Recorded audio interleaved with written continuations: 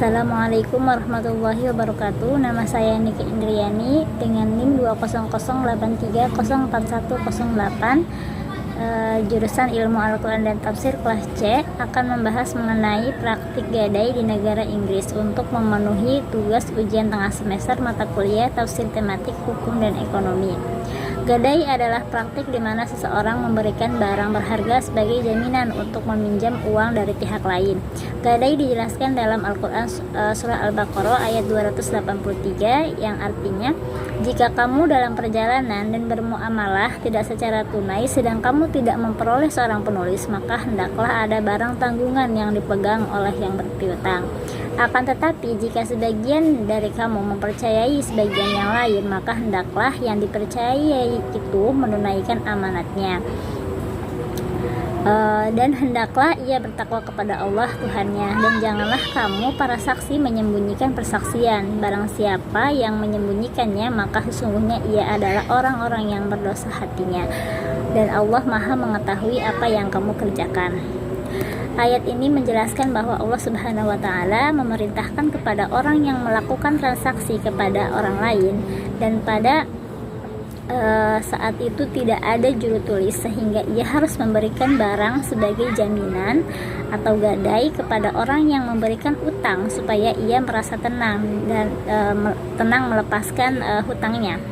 Uang atau barang yang dihutang sebaiknya tidak hilang atau tidak dihamburkan tanpa ada manfaatnya. Fungsi barang gadai pada ayat ini merupakan bentuk kepercayaan masing-masing pihak, sehingga dapat diyakini bahwa barang yang diberikan harus dilunasi dan tidak melalaikan jangka waktu pengembalian utangnya. Praktek gadai dalam Islam sendiri itu memiliki aturan-aturan yang harus dipenuhi, seperti tidak membebankan bunga atau riba kepada peminjam, memberikan waktu yang cukup untuk mengembalikan pinjaman, dan menentukan jaminan yang tepat. Di negara-negara yang menerapkan sistem hukum Islam seperti Timur Tengah atau negara-negara dengan mayoritas Muslim, praktek gadai juga diatur oleh hukum syariah. Namun di negara-negara yang menerapkan sistem hukum sekuler seperti di negara Inggris, praktik gadai diatur oleh undang-undang dan peraturan yang berlaku. Di Inggris, gadai adalah suatu bentuk pinjaman yang dijamin dengan jaminan keamanan dalam bentuk harta benda yang berharga. Hukum dan kebijakan gadai di negara Inggris diatur oleh Undang-Undang Hak Tanggungan tahun 1977. Dalam konteks praktik gadai di negara Inggris, ada beberapa institusi keuangan yang menawarkan jasa gadai, seperti pawn shop atau money lender. Namun praktik gadai ini diatur oleh undang-undang dan peraturan negara Inggris. Berikut ini adalah beberapa hal penting yang perlu diketahui tentang hukum dan juga kebijakan kebijakan gadai yang ada di Inggris. Yang pertama yaitu jaminan gadai harus diserahkan kepada pemberi pinjaman sebagai bagian dari kesepakatan. Jaminan tersebut harus memiliki nilai yang cukup untuk menutupi jumlah pinjaman jika peminjam tidak dapat membayar. Yang kedua, pemberi pinjaman harus mengevaluasi nilai jaminan yang dipinjamkan dan menentukan tingkat bunga dan biaya lainnya yang akan dikenakan pinjaman. Yang ketiga, peminjam harus membayar kembali pinjaman dan bunga sesuai dengan kesepakatan dalam waktu yang ditentukan. Jika peminjam tidak dapat membayar kembali pinjaman, pemberi pinjaman dapat menjual jaminan gadai untuk mengambil kembali uang yang dipinjam. Yang keempat, jika jaminan gadai tidak cukup untuk menutupi jumlah pinjaman yang belum dibayar, peminjam masih bertanggung jawab untuk membayar sisa hutang.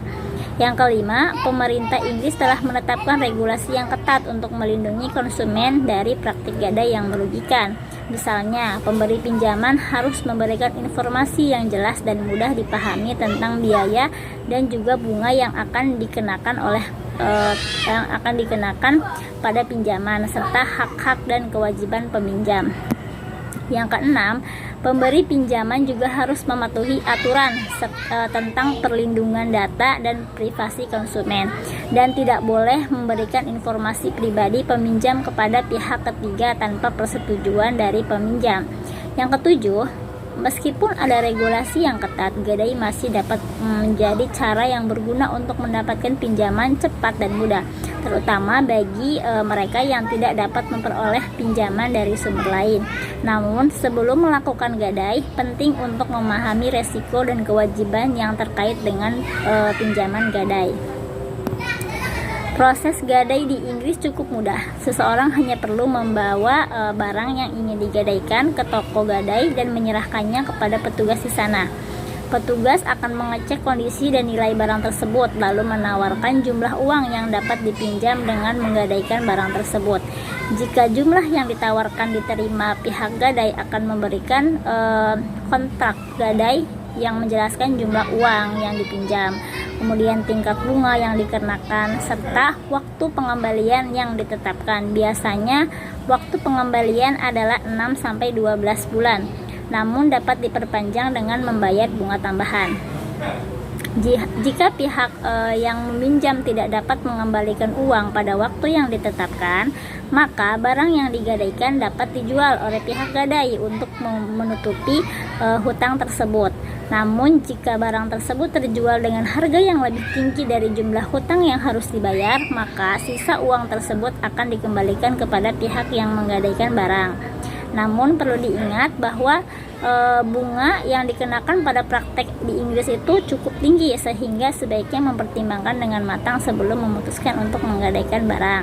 Selain itu, pastikan juga untuk memilih toko gadai yang terpercaya dan terdaftar resmi di pemerintah. Selain di toko-toko gadai, di Inggris juga terdapat institusi keuangan yang menyediakan layanan gadai seperti bank dan lembaga keuangan lainnya. Namun, proses penggadaian di institusi keuangan biasanya lebih rumit dan membutuhkan persyaratan yang lebih ketat. Di antara persyaratannya, yang pertama, identitas yang valid seperti paspor atau kartu identitas. Yang kedua, bukti kepemilikan barang yang ingin digadaikan seperti bukti pembelian atau sertifikat asli. Yang ketiga, barang yang ingin digadaikan harus dalam kondisi baik dan berharga. Beberapa toko gadai atau institusi keuangan mungkin memerlukan dokumen tambahan seperti bukti penghasilan atau riwayat kredit.